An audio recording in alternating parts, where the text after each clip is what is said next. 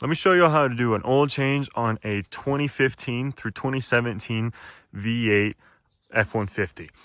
These are all the tools you're going to need. You're going to need a 15 mil socket for taking off the drain plug, a oil pan to catch all the bad oil, this to pour in the oil so you don't make a mess on your engine, this to take off the old oil filter. Sometimes it's hard there. Sometimes you can just use your hand, but I find it easier to use this. You obviously need the new filter, a new gasket for the oil drain plug, and then finally 7.7 quarts of full synthetic 5W20 oil. It's cheaper to get 10 quarts than it is to get 8 quarts like this, and then 3 other small quart bottles. That's just how it is. Make sure you get full synthetic for your truck. It'll make it last longer, and you'll thank me in the long run, because if you get just a regular synthetic, it's not as good for the engine. You'll build up more deposits, and overall, just not a good experience. Make sure you get full synthetic oil. The first step you want to do is actually turn on your car, let it run for about 5-10 minutes. Make sure your oil is hot. It makes it where the oil flows better and a lot more of that bad oil out of the engine than you would just regularly changing it. Also, you might need to get car ramps or car jacks to lift it up, but if you have big wheels like me, you don't have to. You can just crawl right under and get that drain bolt. After the engine is all warm, you're ready to go to step 2. Step 2 is removing this drain plug right here to let all the bad oil go into your drain bucket right here. You might make a little mess, so make sure you have towels on hand to kind of wipe it up when you're done. This part's going to be a little messy, so be careful to have your bucket ready to catch wherever it spills. Make sure not to spill on you, because that will hurt. Whew. Just like that, we're all spilled out. And now you're just going to sit here and wait till that all drains out. And you know you need an oil change once your oil looks like this. This is not pretty at all. The next step is going to be removing your oil filter, which is located right there in your engine. I'm using a second drain pan, but you can use the same one when that's done draining. But it's better to get it from down here or from the top, whichever you find easiest. Your oil tool wrapped around like that. And then I might need to use 2 hands, but basically you just loosen it up like that. Go just like that. Go all the way off until it's off, and be careful because this thing is full of oil. And have another drain pan or the same one ready to catch all this oil.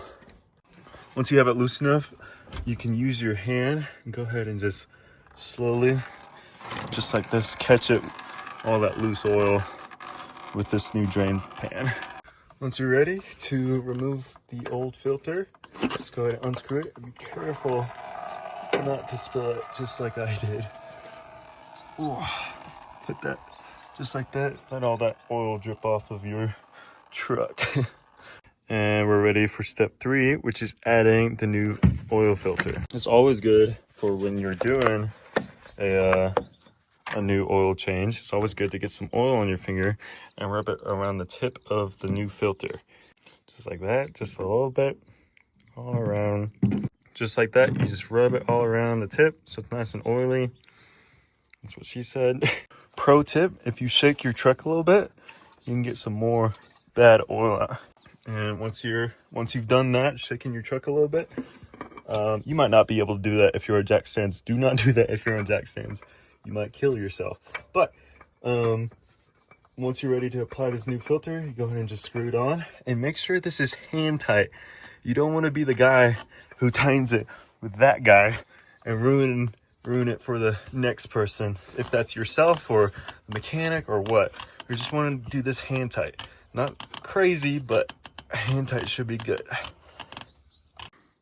Now that you're ready to get your drain plug back in, you're going to want to take this old rubber seal out, and you're going to get this new one in.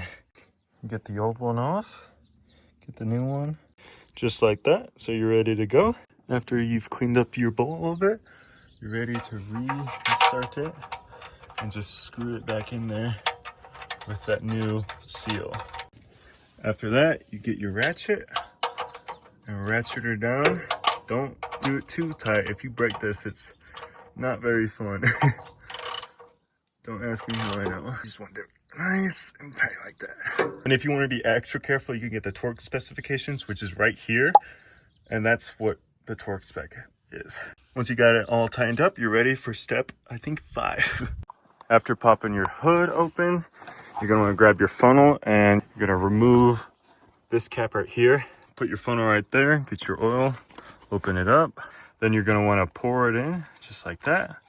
And this takes 7.7 quarts. So you're gonna wanna do all of this and then 2.7 quarts of the other stuff. When you're done with this, go ahead and check your drain plug bolt and your oil filter to see if you're leaking anything. If you are, just go ahead and tighten those a little bit. But if you're not, you're good to go. Once you've emptied that whole 5-quart jug into your engine, you're gonna wanna get 2.7 quarts of this, just like that. Go ahead and dump it. It's a little bit more than half of this thing.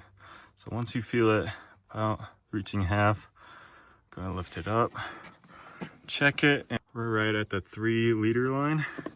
It's a little bit more, a little bit more. Once you got that, that's about good. But you're also just gonna wanna check your dipstick real quick. Your dipstick's right here. You're gonna grab it. After you wiped it dry, you're gonna have to reinsert it. Get it back in there and pull it out. It's kind of hard to tell with this dipstick, but if you see closely, if you see that oil bubble right there, if that's covered, you're good. That means you have plenty of oil. Now your last test is to put on the cap back on. Then you're gonna wanna start your truck and make sure you're not leaking at the drain plug or that new oil filter. Put your key back in and start her back up. Now you're just gonna wanna let it run to temperature and then check that oil drain plug and that oil filter. See if you're leaking. It's actually helpful if you move your car a little bit forward, because as you see, it's kind of hard to tell if you're leaking oil since there's already a lot of oil stains. But if you got a new spot and you wait about 10-15 minutes and there's nothing, you're good to go.